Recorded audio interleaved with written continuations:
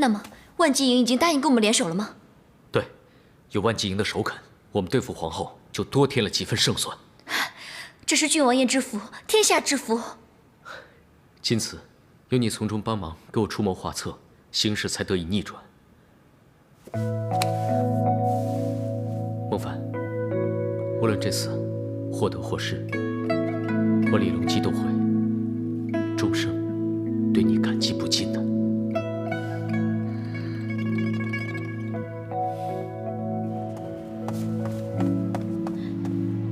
这个孟凡好大的胆子，竟然3番5次的跟我作对。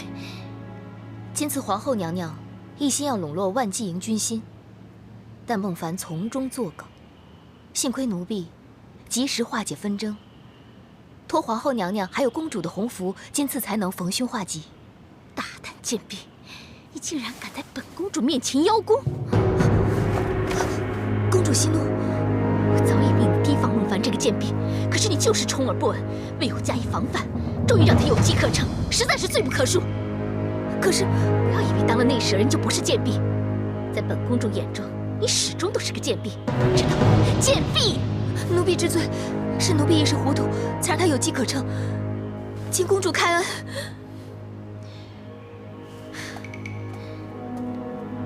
大敌当前，最忌军心动乱。假如让太平公主和李隆基他们趁机对付我，你这一条贱命补偿得了什么？奴婢只是一时糊涂，奴婢对天立誓，今后绝对不会重蹈覆辙。死罪可免，活罪难饶，就重罚你30掌。公主开恩呐！公主开恩！公主开恩呐！罪毕孟府，未有依从安乐公主吩咐行事，公然不敬。如今当众杖打30，以儆效尤。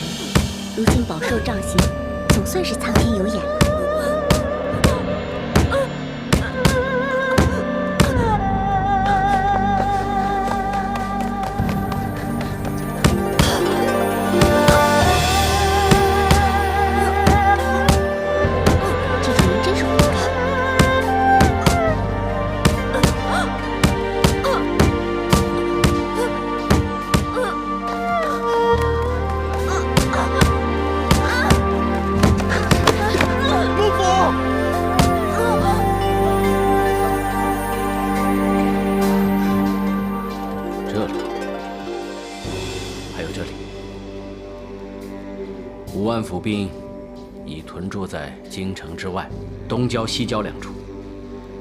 可人数众多，也只能当做后援大军。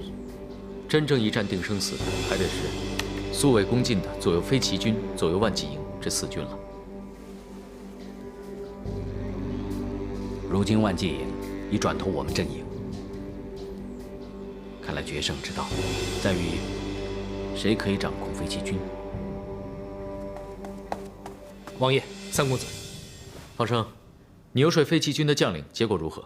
属下无能，有负所托。飞骑军虽然对皇后和公主的所作所为甚有威严，但始终不相信他们会弑君，所以无论我花费多少口舌，他们依然不为所动。啊，少了飞骑军这招棋，我们如何力挽狂澜？如何扭转形势？依我看来，如今要论胜负，还言之尚早。方生，此事事关重大，你务必要继续努力，不到最后一刻，绝对不可以轻言放弃。属下定当鞠躬尽瘁，死而后已。皇后那边有没有什么新的动向？皇后倒是并无异动，反而是安乐公主，她命人当众惩罚孟夫。哦，所谓何事？并无明言罪状，似乎是办事不力，所以受罚。公主明知此刻跟我们剑拔弩张，为什么要在这个时候当众处罚孟福？怒杀朱将军已经让万骑营对公主极为不满，才当众处罚孟福。难道他就不怕这样会动摇人心，刺乱阵脚吗？除非公主的心中其实另有所图。可他要对孟福用刑，跟我们没什么关系啊。但事出必有因，他这样做一定是有所针对。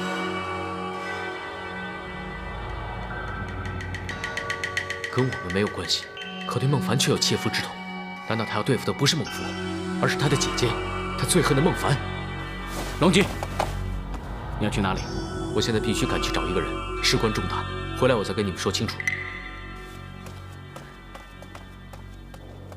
小马告诉我，孟夫受了杖责之刑，也不是伤得有多重。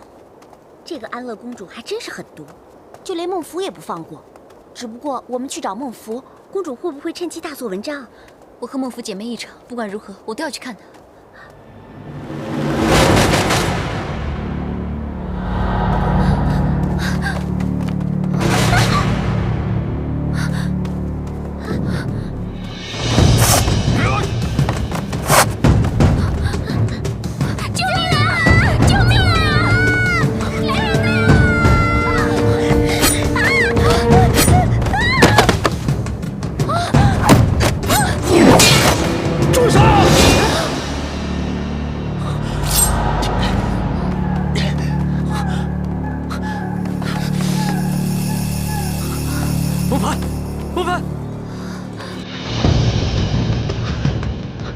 孟凡，你要振作点。孟凡，振作点。孟凡，一定要挺住。孟凡，你一定要挺住。你一定要挺住。孟凡，我好冷，我好冷。明明就在前面了，没事，一定要忍住。孟凡，我好困。不能睡，千万不能睡。本王要你看着我，千万不要睡。奴婢恐怕要我命了。孟凡，孟凡，孟凡，哎，我们到了。孟凡，张狗，郡王呀，请在外等候。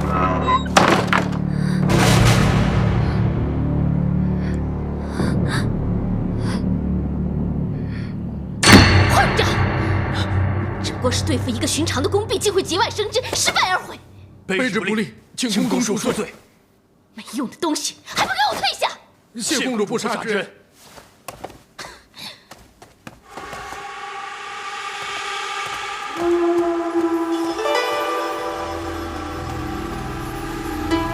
孟府参见公主。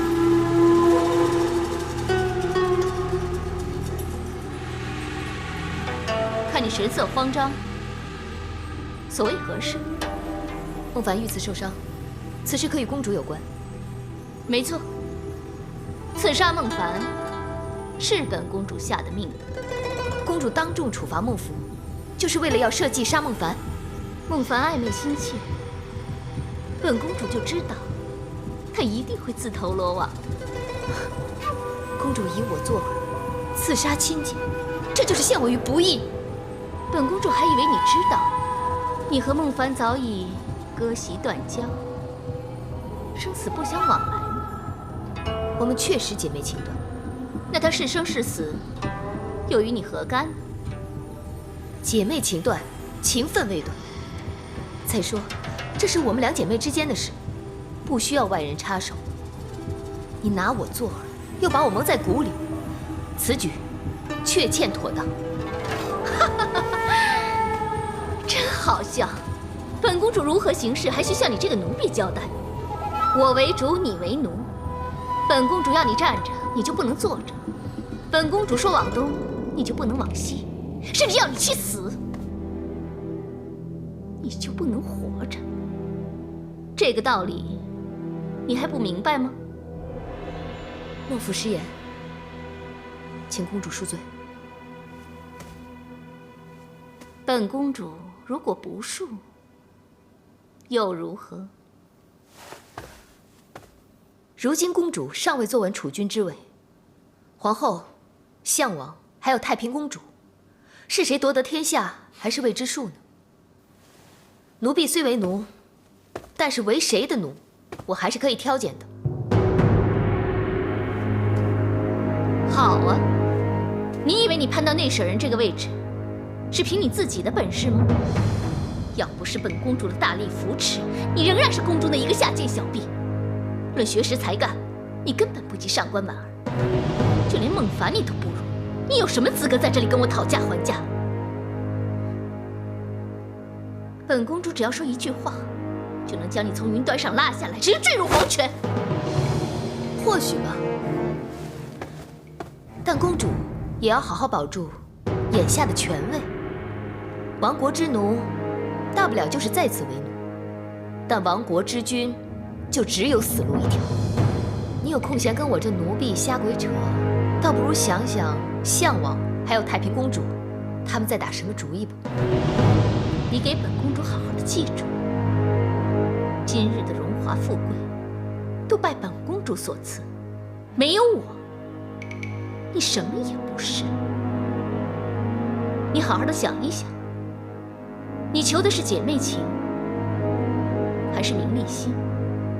当然，二者只能存疑。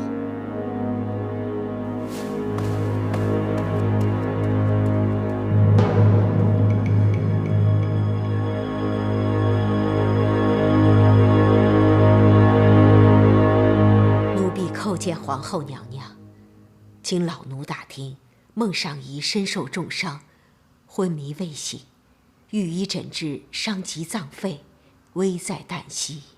好，就让她再多受一点苦，再送她去见阎嘛。据老奴所知，临淄郡王不分昼夜守候在旁，忧色满面，憔悴不堪，似乎与孟尚仪情谊非比寻常。这个孟凡可真不凡啊！小小的一个婢女，还真有点本事，连李隆基都被他勾魂摄魄了。这不正是天助我也吗？隆基现在心系贱婢生死，必定分身不下，无心国事，我们就予以突袭，杀对方一个措手不及。你要对付李隆基？那个贱婢尚且还活着，本公主就要再下一棋，要她先看着挚爱离开人世，然后也饱尝一下生死离别之苦。宫婢受伤是件小事，要是皇亲国戚遇刺身亡，那就影响甚广了。我看此事不宜过急。可是那个李隆基如今与太平结成一伙，势力倍增，如此绊脚大石，理应及早除去，了却心头大患。还是再等2日吧。母后此话何解？再过2日，太子就要登基了。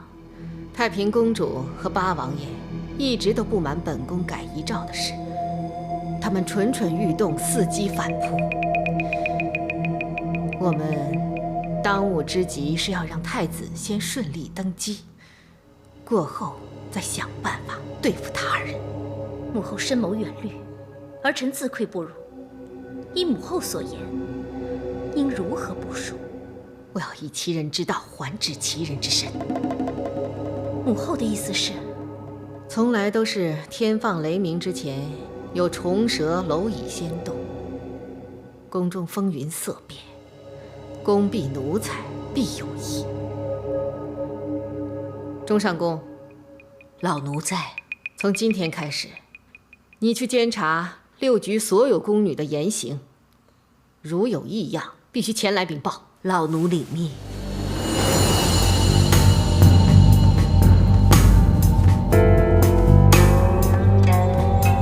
雪鱼，把这里打扫一下。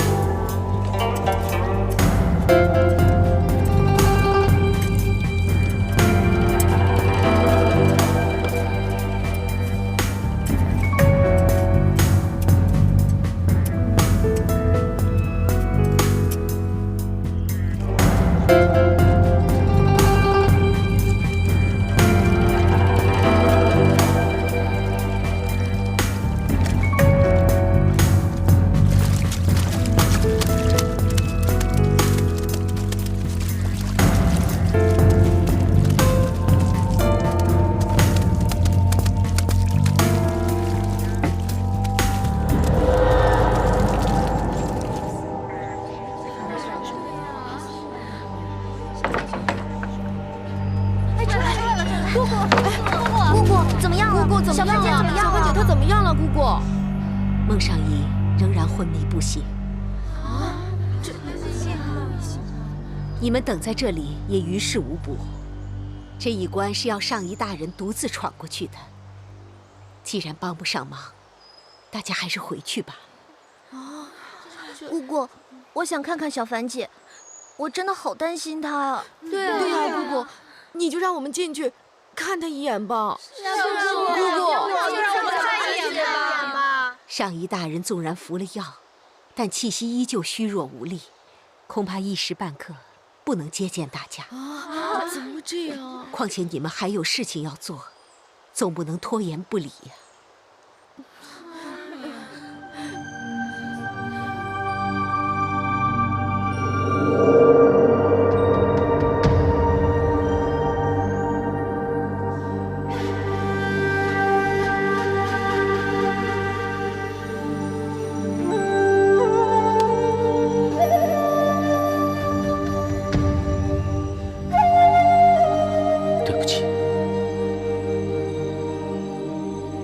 都是为了我才把你害成这样，我不该把你选进这场宫廷的杀戮之中，可是我却想把你留在我的身边。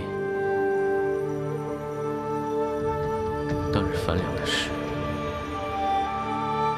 是我出卖了你。我知道你其实已经不再信任我了。太子的事让你更加讨厌我，所以当你为了妹妹要我帮忙，我就毫不犹豫地答应你了。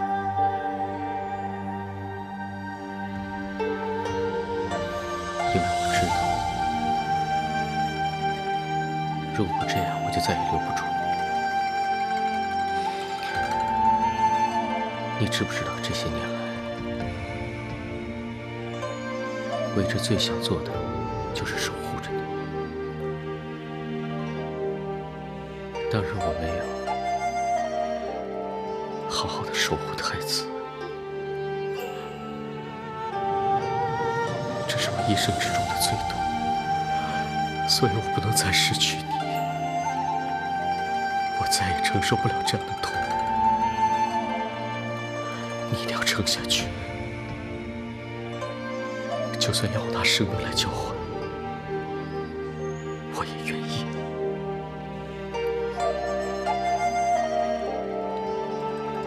我不会再让任何人伤害你，我发誓永远都不会。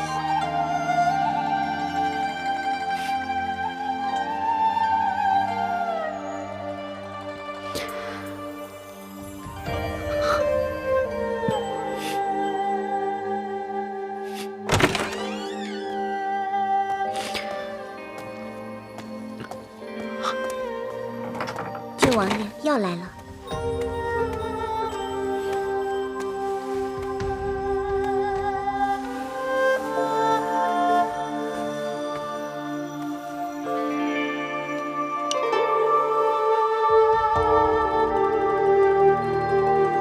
来，喝药。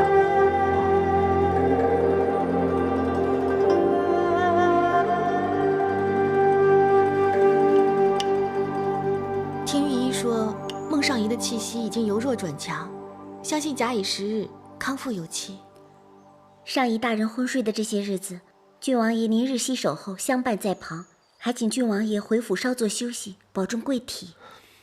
现在还不可以，他还在阎王殿外绕圈子，我不能离开他。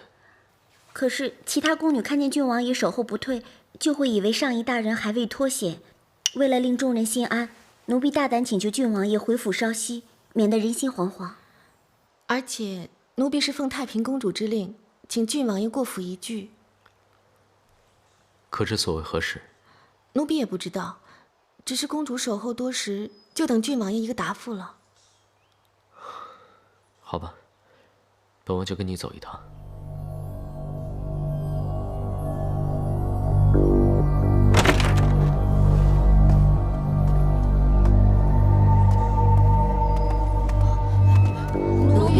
见郡王爷。严令，谢王爷。本王明白，你们大家心系孟尚义的安危，不过大家可以放心，经予以诊治，伤势目前已无大碍，所以到现在为止，各位已经无需挂心了。太好了。不过孟尚义离苏醒，或许还有一段时日，所以现在大家还是先行离去，免得因擅离职守，遭主子责怪。奴婢告退。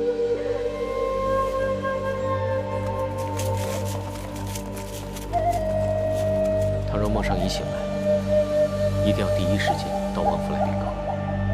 奴婢遵命。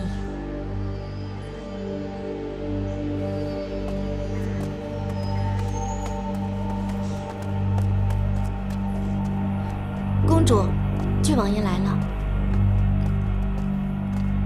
参见姑姑。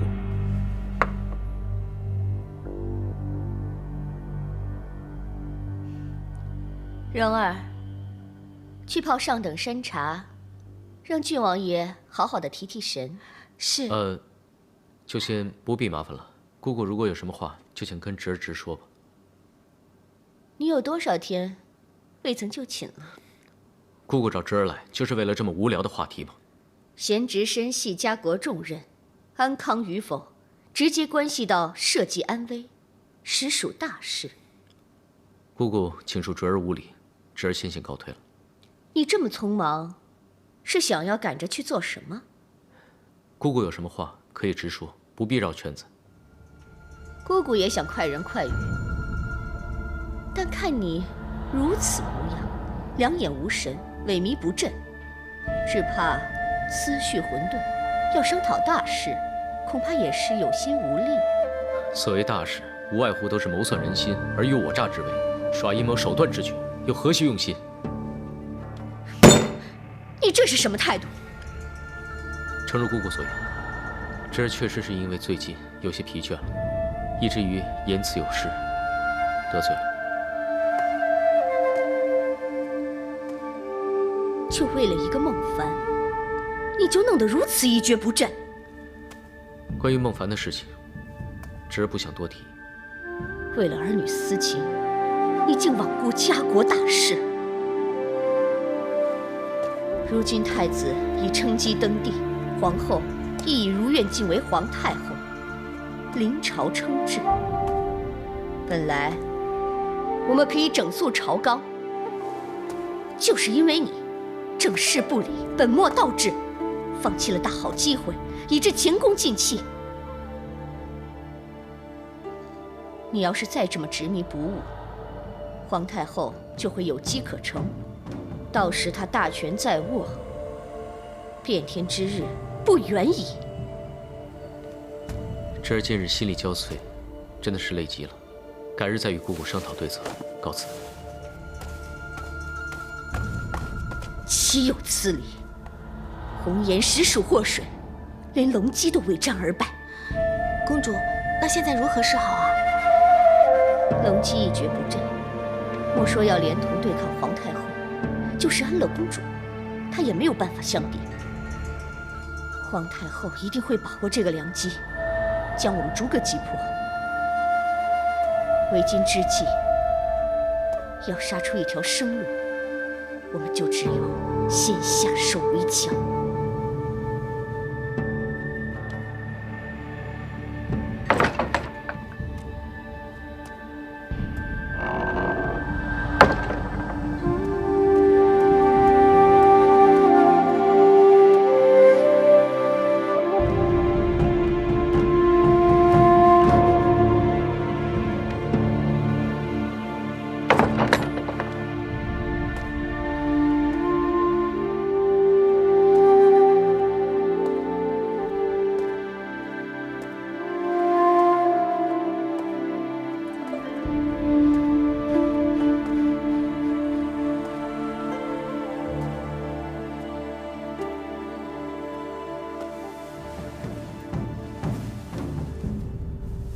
姐姐，姐姐，小夫来看你了。你看我带了什么给你？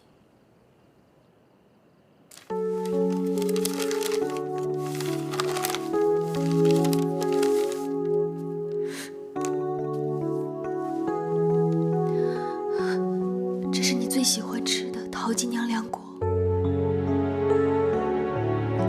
姐姐，你要快点醒过来，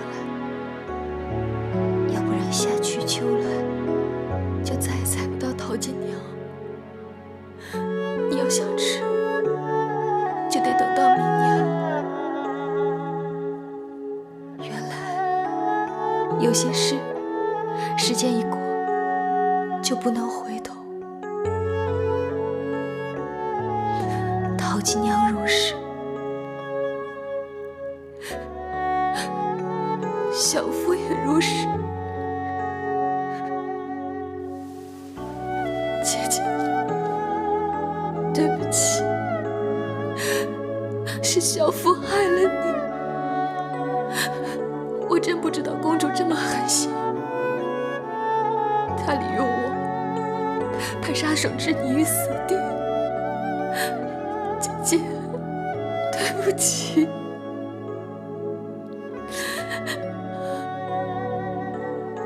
姐姐，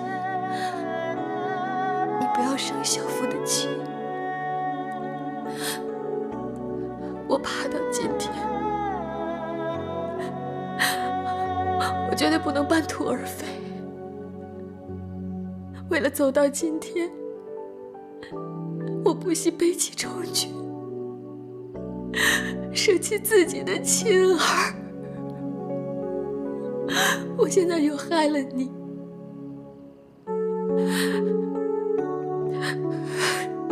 可是我身不由己呀。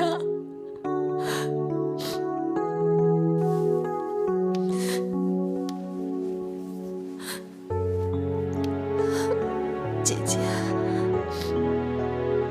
小夫现在已经会照顾自己了，你不要担心我。从小到大，你都是那么细心的照顾小夫。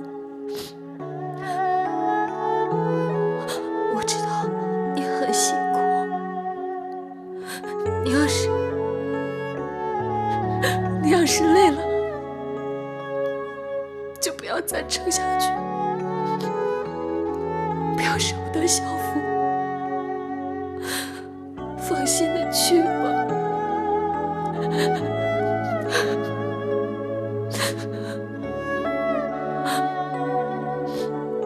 我不是不想跟你去，只是小夫不甘心，要放弃这一切，到头来竟是一场空。所以小夫决定要跟着公主生死相随。从今天开始，再也没有孟福这个好妹妹了，有的只是安乐公主身旁的心中那舍人。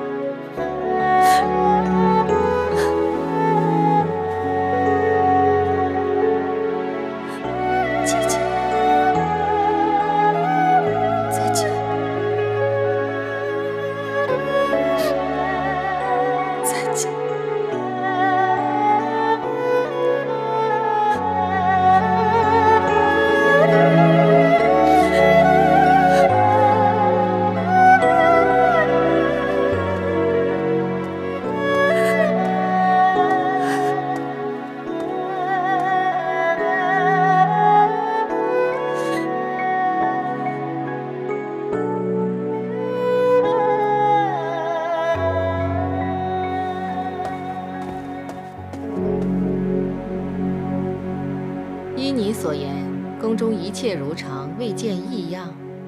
禀太后娘娘，各宫宫婢安守本分，未见逾越之举。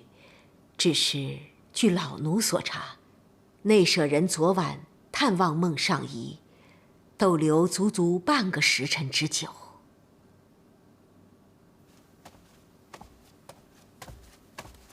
奴婢参见皇太后、公主。听说昨天晚上你去探望你的姐姐孟凡了。孟凡乃是太平公主及项王父子的心腹，孟福只是帮公主去打听消息而已。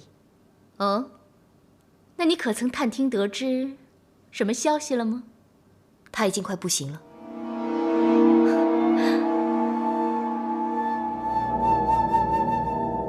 据老奴所知，上服、上实、上寝、上宫4局4上，已准备相约一同去探望孟尚仪。看来孟尚仪的情况的确已经到了令人担心的地步。老奴也打算去探望，趁机一查究竟。孟凡终于可以尝到被人背弃之痛，感受到孤身一人的痛楚。说到底，这孟凡也只是区区一个奴婢。我们目前当务之急要对付的是太平和项王父子。龙姬为孟凡的生死忧心如焚，于此期间必定会疏忽，疏于防范，正是我们下手的好时机。如今临淄郡王3魂不见了7魄，这样太平公主的手就被废了。但是他们绝对不会坐以待毙。依奴婢之见，应先发制人，先杀太平公主，再除项王父子。言之有理。如今李隆基成事不足，我们要对付的是太平。女儿啊，不要因小失大，误了大事。女儿明白，一切就依照母后的旨意办事吧。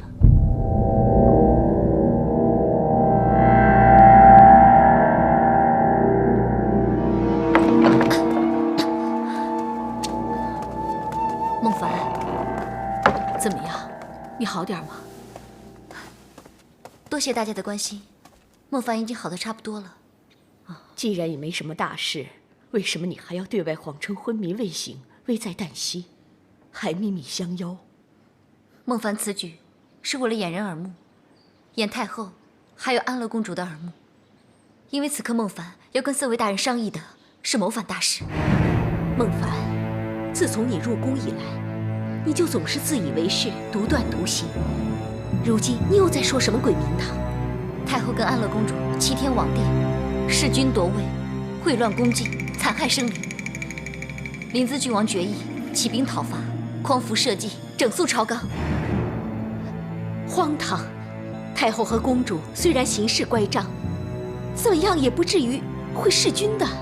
虽然上卿大人一向看不惯孟凡不懂循规蹈矩，但是孟凡相信大人能分辨是非善恶。难道大人真的认为孟凡会如此口无遮拦、肆意妄为吗？孟凡，雷上卿不喜欢你行事莽撞，就是怕你害了别人，也害了自己。但他对你的品行非常欣赏，否则当年就不会拜托我把你收留到上宫局里来照顾了。是，孟凡，我知道你行事自有一套，但是这件事情真的非同小可，稍不留神，我们4局随时遭灭顶之灾。你说他们母女弑君夺位，究竟有没有真凭实据啊？我就是凭据，是我亲耳听到的。我们千辛万苦才镇杀了皇上，谁知始终都未能登上帝位。还有先太子重俊，也是安乐公主诱使孟福下的毒手。周上公，此事非同小可，千万不可出错。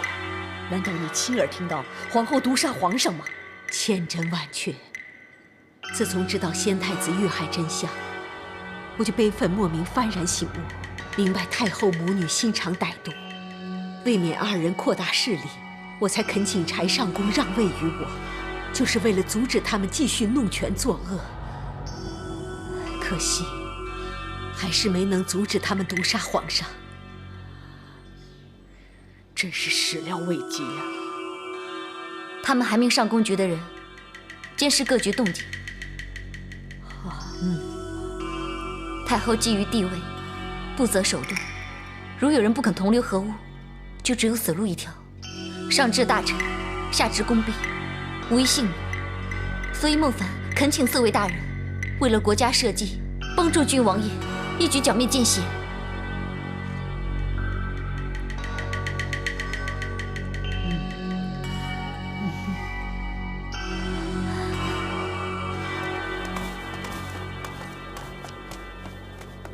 禀公主，各府府兵已经准备就绪，随时候命。好，本公主接到密报，太平公主狼子野心，觊觎帝位，密谋造反。欲趁新帝继位，军心未稳，暗自招兵买马，欲效法先帝武士，妄想当大唐女皇帝。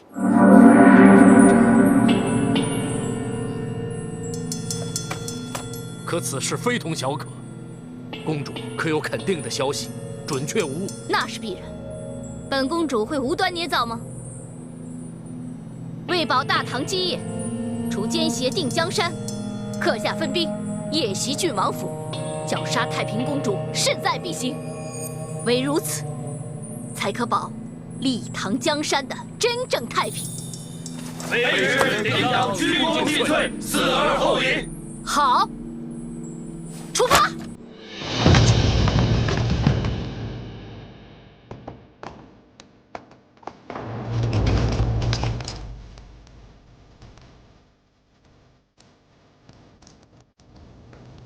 安乐公主跋扈宫中，凌辱大臣，无视王法，为所欲为。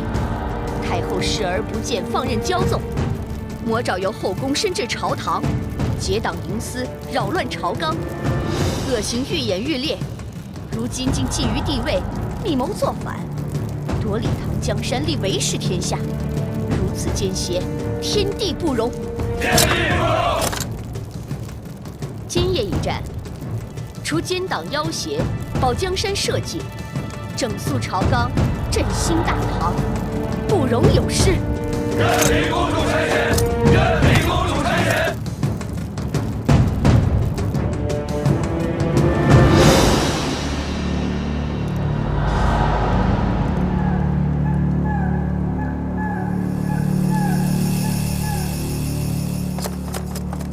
卑职叩见公主。何事惊慌？快说。禀公主，前方回报，太平公主正率领上万兵马修集前方，似乎是冲着公主而来。哼，好啊，果然是先发制人，抢夺先机。公主，我们要先谋定再行动。没了龙基这帮手，太平孤军作战，亮骑兵力不过1万，我方今府兵就有3万，还有万骑飞骑2营精兵尚未调动，势力悬殊，本公主哪有战败的可能？公主此番只是臆测，未能做准。既然对方军力未明，我方理应先避其锋芒，查探清楚，再另谋策略。荒谬！上阵杀敌，关键是要一鼓作气，临时变阵退缩，只会更加扰乱军心。哼！更何况本公主胜券在握，哪有让路之理？传令下去，兵将若有退缩者，杀无赦。是。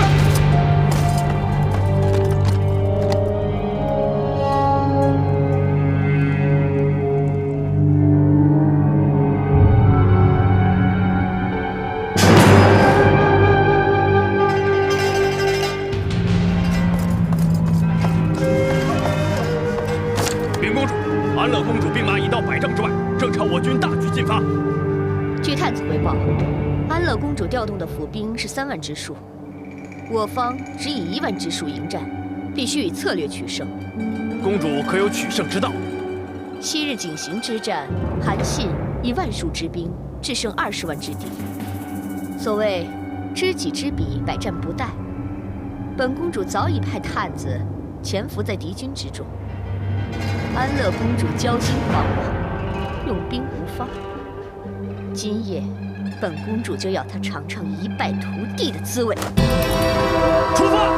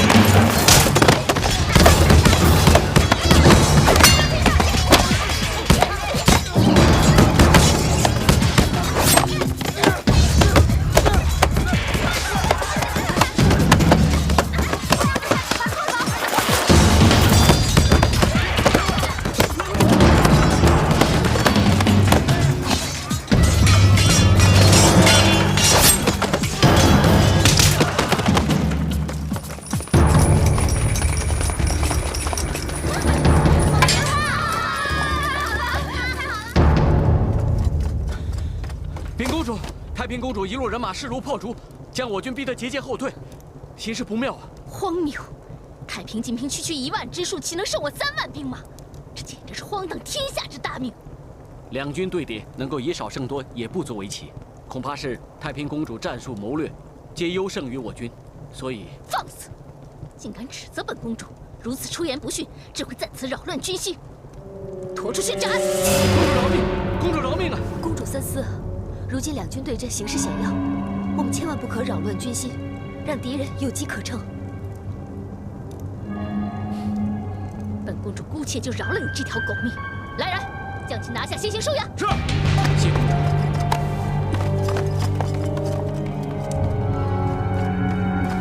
禀公主，士兵回报，不知何故，四周不断出现散兵游勇，到处捣乱，或放火，或偷袭，我军四处追捕，兵力分散。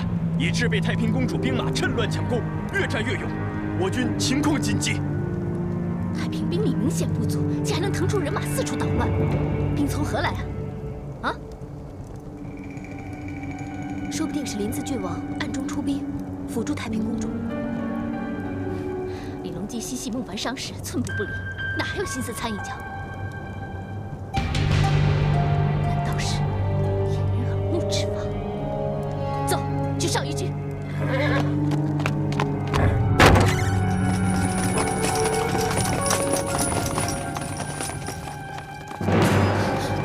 姐姐呢？她不是昏迷未醒吗？怎么会不见了？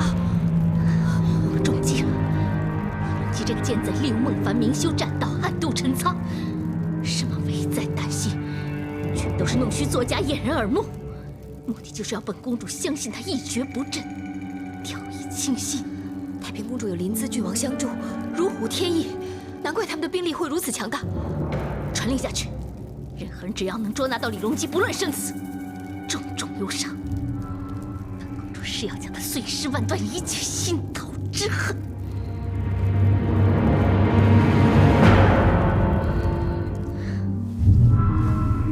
伤势如何了？已经好的差不多了，伤口也快愈合了。只要再多忍耐一些时日，你就可以重见天日了。现在战况如何？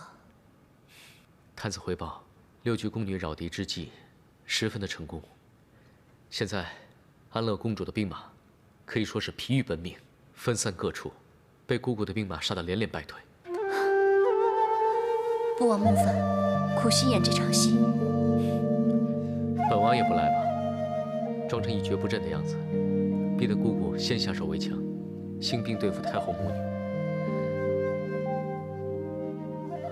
不过，幸好你可以及时的苏醒过来，否则我可是真的会一蹶不振了。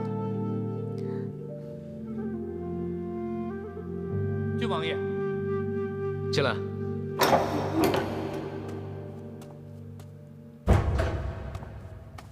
什么事？禀告王爷，飞骑军万骑营终于大运相助。好，有飞骑万骑2支兵马相助，加上姑姑的兵马正在牵制着安乐公主，本王就可以马上领兵进入宫城，清君侧苏朝纲。昔日的公主已死，今日的公主卖官鬻爵，祸国殃民，弑父害兄，罪无可恕。不过，你想要我怎么样？孟帆不敢强人所难。不过，若是郡王爷真的擒获他们一众，恳请郡王爷顾念孟帆一点情谊，几分努力，放过公主跟小福，免他们一死，行吗？好吧，我答应你。多谢郡王爷。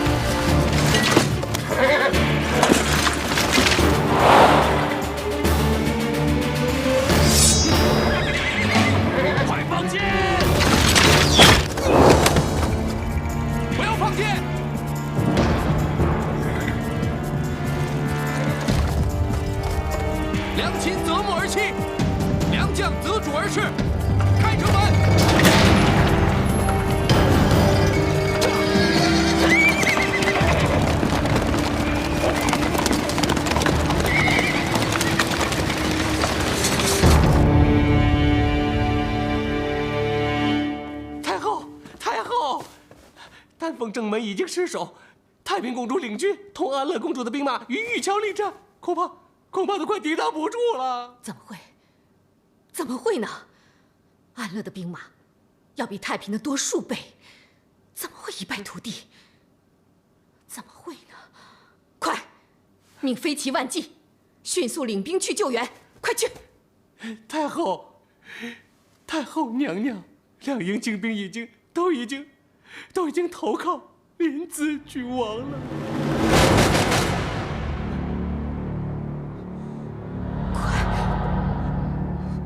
快去领兵，领兵前来救驾。在李隆基还没有到来之前，本宫要马上离开这儿。快去，快去，快去！是。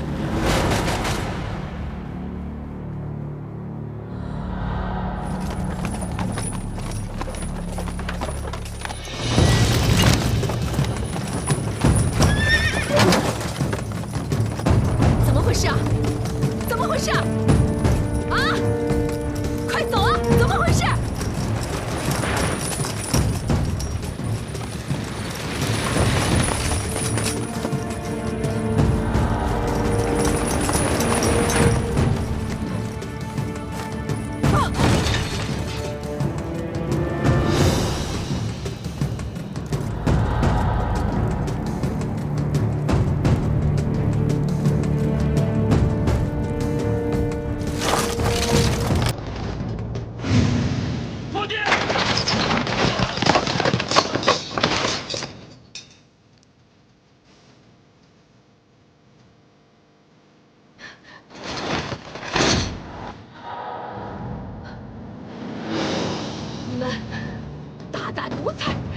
竟敢围攻本宫！你们以下犯上！你们！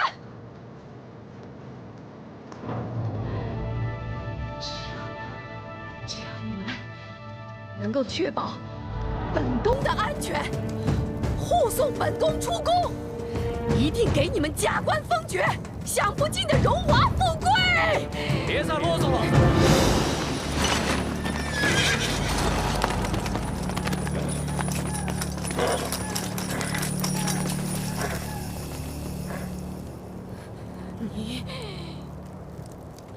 你大胆贼子！你竟敢起兵造反，以下犯上！奸佞在朝，陷害忠良，本王当机立断，诛奸邪，平天下，为所应为。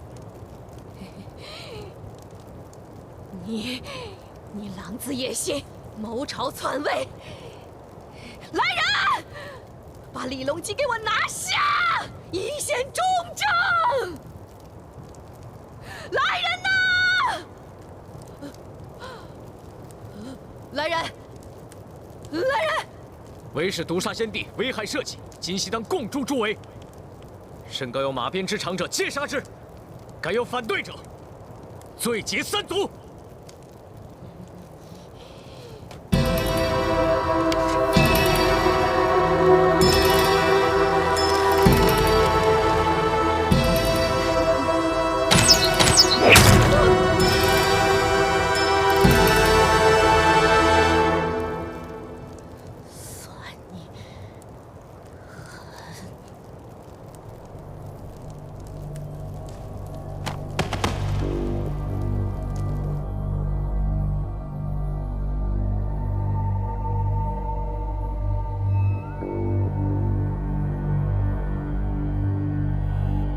禀娘娘，形势逆转，玄武门失守，灵姿郡王掌控大局，安乐公主兵败如山倒，太后娘娘死于剑下。如今，方生领着众侍卫，杀气腾腾，正朝蓬莱殿赶来。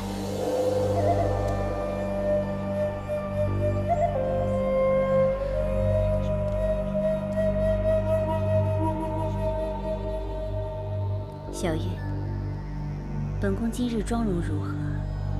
娘娘沉鱼落雁，明艳动人。好，叫所有的宫婢整装，说有贵客到访。娘娘所指的是来送本宫上路的贵客。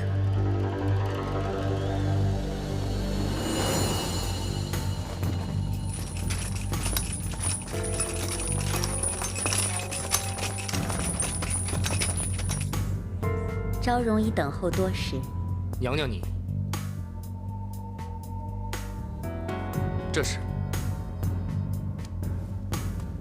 这是韦氏逼令昭容所立的第一张假遗诏。韦氏意欲自立为帝，婉儿恪尽己责，竭力阻止。唯处身险地，受胁他人，几经艰辛，阳奉阴违，才说服皇后暂缓称帝之心，改立太子重茂为帝，暂保李唐江山。娘娘是身不由己，请大人放过。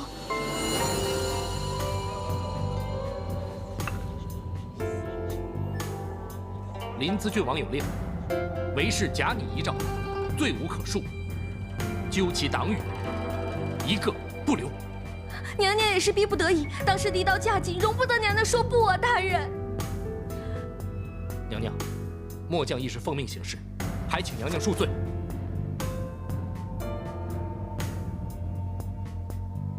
那就有劳大人了。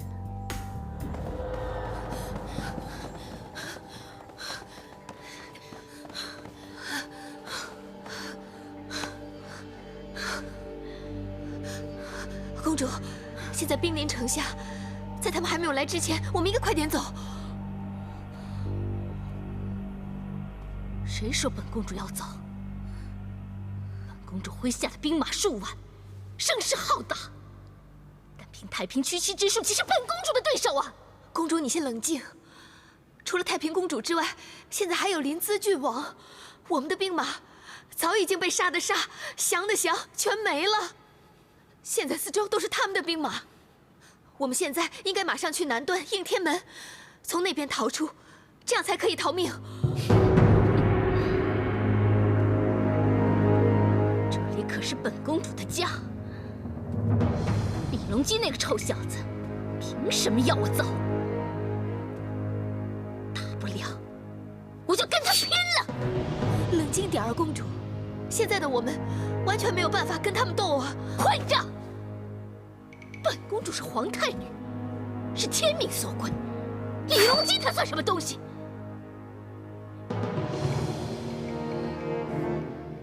这个龙座是我的，别人休想得到它。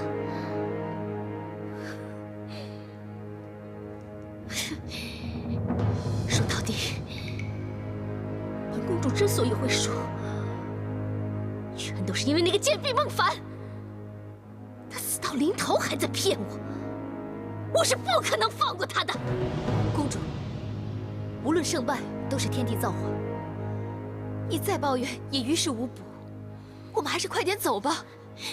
你是那个贱婢的妹妹，你当然会维护她。我是不可能放过她的。输，我也绝不会输给一个贱婢。公主，来日方长，你跟他之间的恩怨可以之后再解决。走吧。我根本不想再见到他。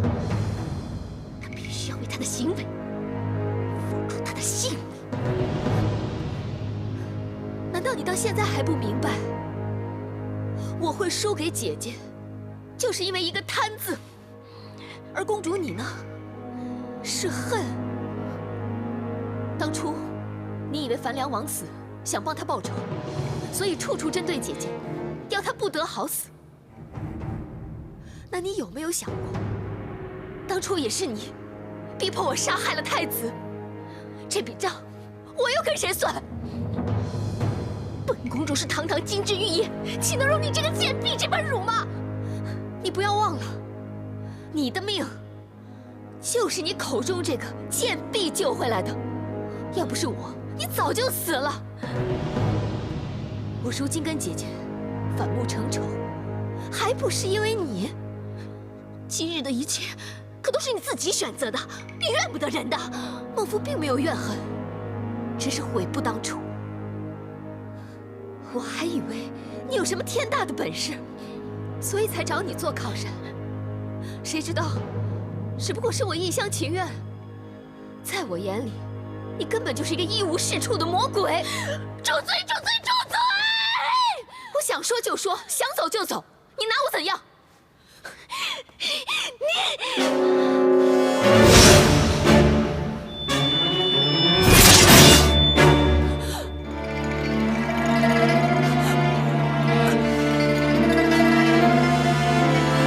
就是有本事你闭嘴！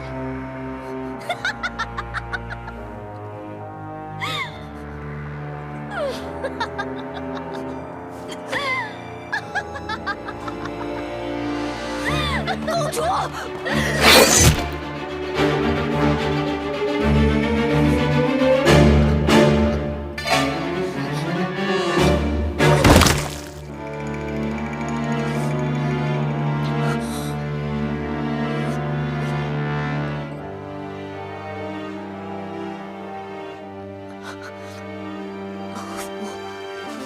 说过要生死相随，公夫可是有心路之人。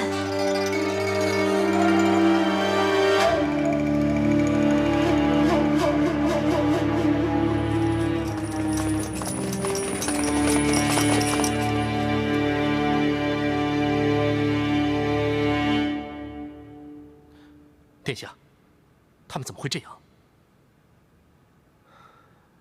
看来他们俩是大难临头，反目成仇，拼到至死方休。但公主也是金枝玉叶，如此死状，实在是太有失体面了。方生，你命人把他们的尸首移至凤阳阁，好好安放，就是混乱中被杀，也好让他们俩可以保存颜面。属下遵命。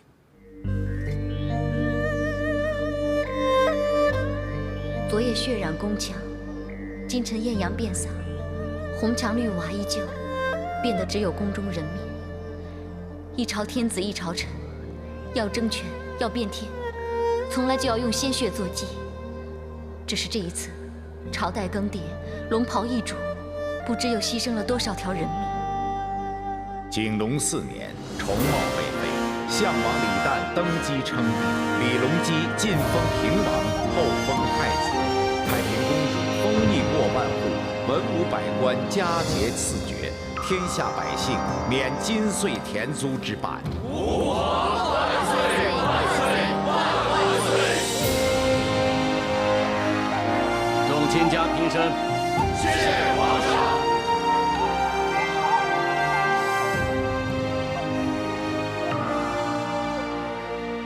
皇上，韦氏党羽姚山、张千秋、何一方、王陵等人已被全部诛除。韦氏乱政，觊觎帝位，致令朝纲败坏。此次能够剿灭奸党，重振我大唐朝纲，全有赖忠诚义士，为大唐鞠躬尽瘁，死而后已。如今奸党已除，朕宣告，将太后韦氏追贬为庶人，其女安乐公主追废为悖逆庶人。皇上，今次能除奸党、剿乱贼，全靠6上及6局宫女，以微臣之见，应属他们功劳最大。臣恳求皇上对他们论功行赏。朕就赏赐6上1年月银，宫女半年，另赏金乳酥、布帛白匹，以作褒奖。谢皇上。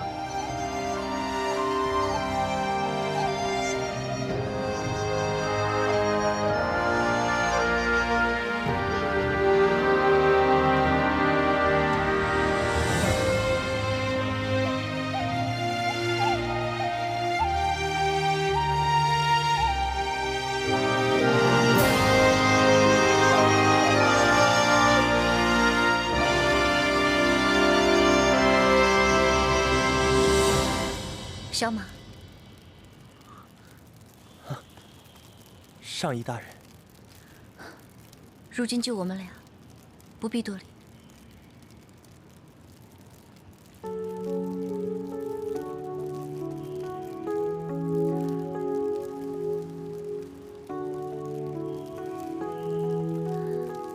这些足够小福买个大宅，治良田千亩。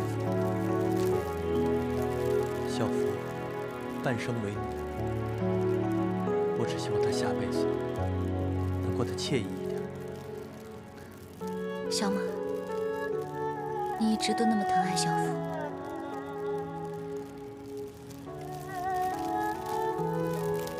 小帆，不瞒你说，其实我一直喜欢小福，但自知这只是我的一厢情愿，所以我只求在她身边。守着他，看顾他，可惜到了最后，我却无劳而获，没能守护好他。小福他一心只想往上爬，一心只想找个大靠山，可惜不慎选错了人，以为坚如磐石。却不知道，亦有山崩地塌的一天。得此结局，怨不得人。孟福他没有错。在这个宫里，个个尔虞我诈，人心险恶。孟福就算做了什么坏事，也是他逼不得已啊。他只求生存，求性命。他没有错。错就错在他根本就不该进到宫里。这里处处是陷阱，人人在算计，任凭你再怎么躲也躲不过去啊！这大概就是我们做奴才的命吧。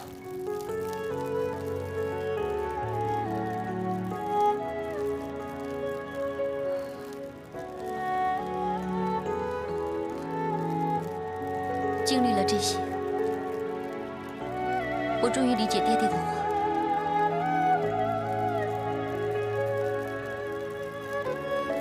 在这宫里头，没有人能真正掌握自己的命运。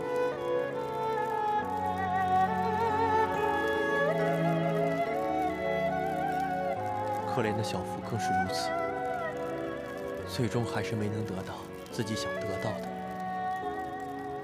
反而和安乐公主惨死在宣政殿。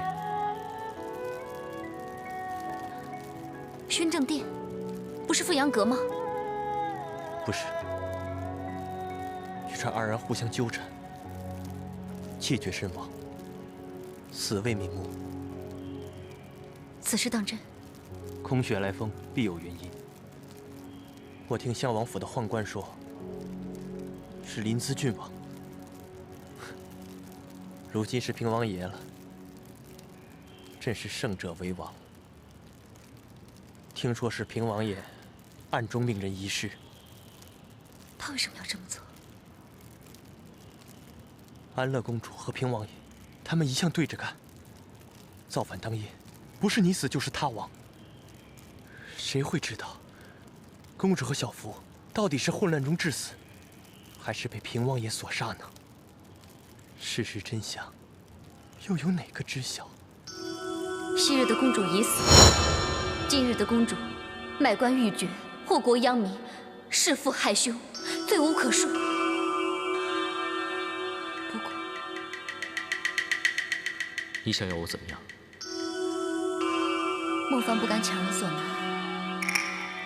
不过，若是郡王爷真的擒获他们一众，恳请郡王爷顾念孟凡一点情谊，几分努力，放过公主跟小福，免他们一死，行吗？好吧，我答应。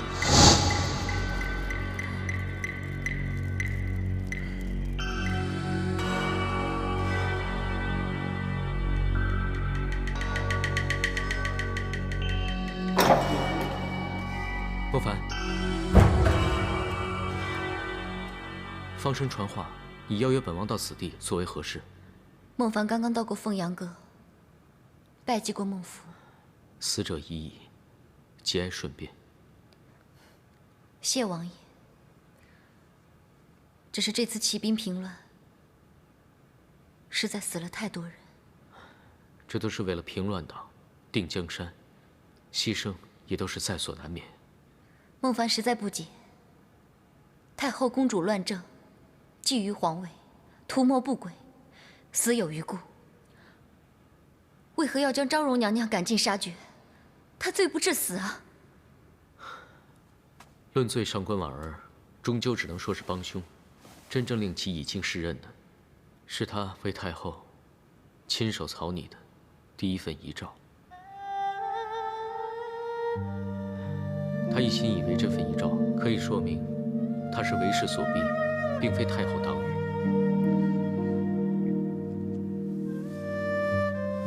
昭容娘娘行事一向谨慎，谋定而后动，却是并非太后一党啊。可他无法否认魏帝长诏命的嫔妃身份。能长诏命，何以致死？可是上官婉儿能够为先帝立诏书，定新帝，那是对后来者最大的威胁。王爷所说的后来者，是王爷亲父项王李旦。因为如果这个掌诏人不死，接下来的大业就将无法展开。换言之，任何阻碍大业者都要死。那敢问王爷，可有违背承诺，对孟府痛下毒手？绝对没有。孟府不过是一个内舍人，根本不会妨碍大业。何况本王答应过你放他一马，又岂会食言？他的死绝非任何阴谋所致。本王因为曾经欺骗过你，深感内疚，绝对不会再犯同样的错误，重蹈之前的覆辙。那为何宫中传闻，孟夫不是死于凤阳阁，而是死后一世？没错，孟夫其实是亡于宣政殿。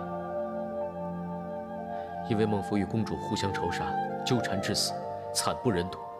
本王为保存二人颜面，才会命人移师到凤阳阁。真的是这样吗？确实这样。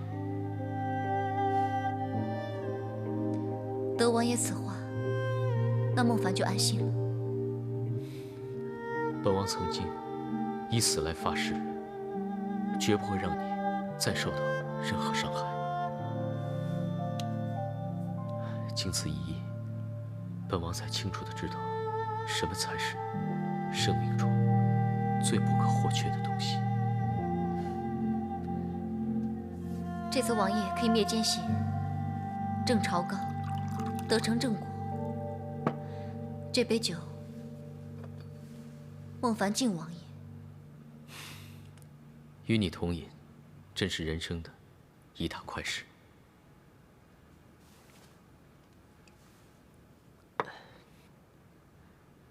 可是这对孟凡来说，真是一大憾事。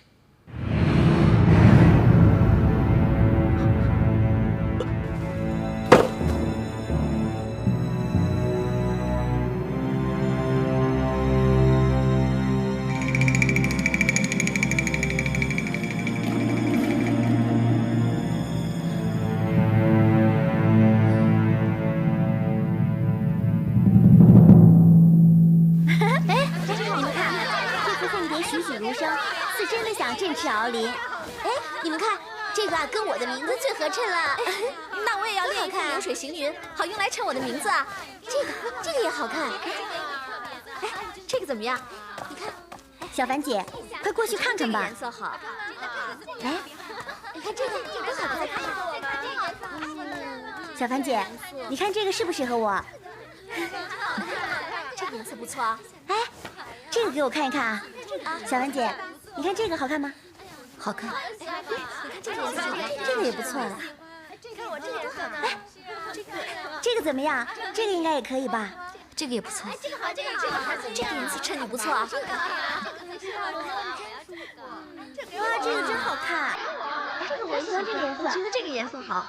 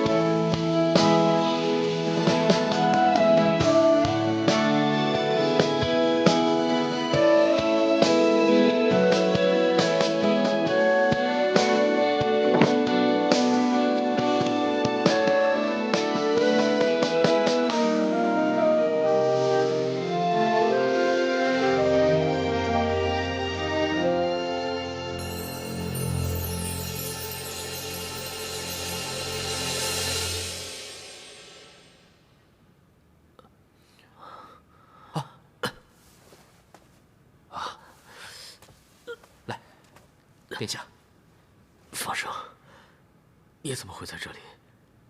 发生什么事了？为什么我的五脏六腑好像火灼一样？是孟尚仪通知属下，说王爷不幸中毒，危在旦夕，属下就马上带着御医前来。幸好及时诊治，要是再迟半个时辰，恐怕王爷就要毒入五脏，到那时就药石无灵，回天乏术了。王爷好好休息，下官先行告退。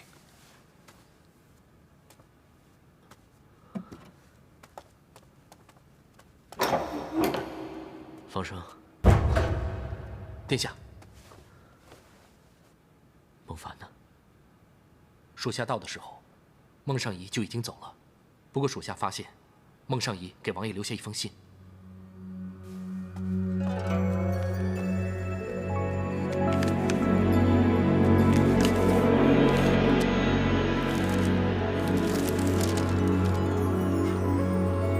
当王爷看到这封信时，孟凡已经走得很远了。孟凡已经很多天未得好睡，因为宫中谣传，小福并不是在战乱中死于非命，而是被王爷所杀。为此，孟凡困扰不已。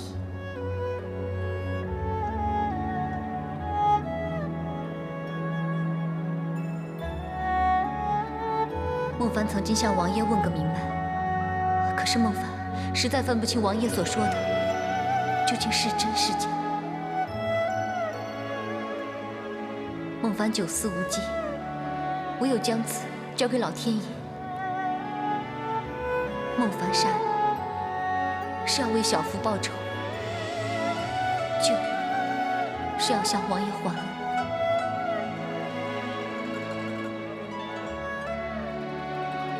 如果王爷能避过这一劫，阎王爷拒难，就证明王爷清白；但如果王爷毒发身亡，那便是老天爷为小福讨公道。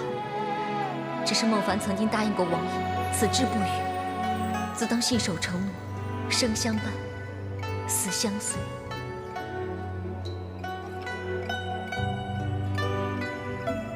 如今孟凡得知真相，心可安，夜能眠。只是孟凡下毒加害，已无面目再留身旁。今日一别，孟凡会在遥远的地方，祝王爷大业得成。珍重，孟凡。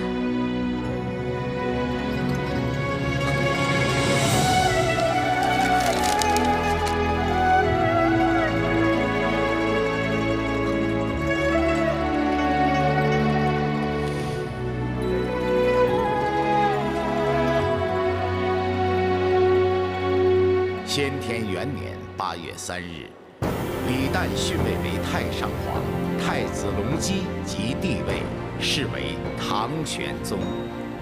开元盛世正式拉开帷幕。平身。谢皇上。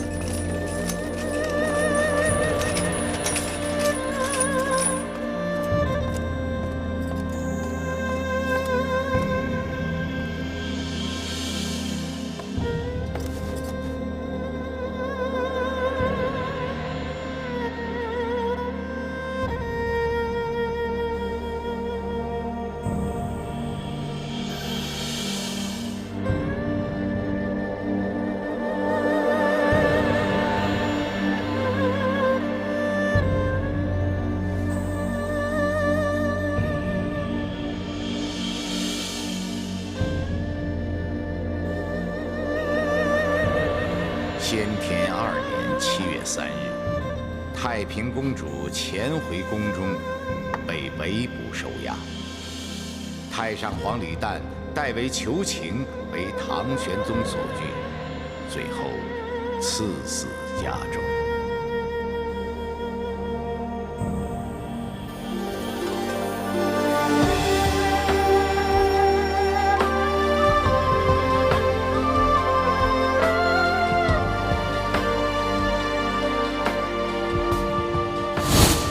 他日，朕并天之后，给朕去帝号，称则天大圣皇太后，与先帝同龄。丫头，你每年给朕焚香扫墓，好好打扫一番，知道吗？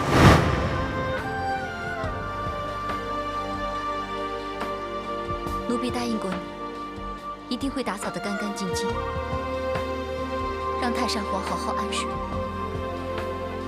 如今奴婢来了。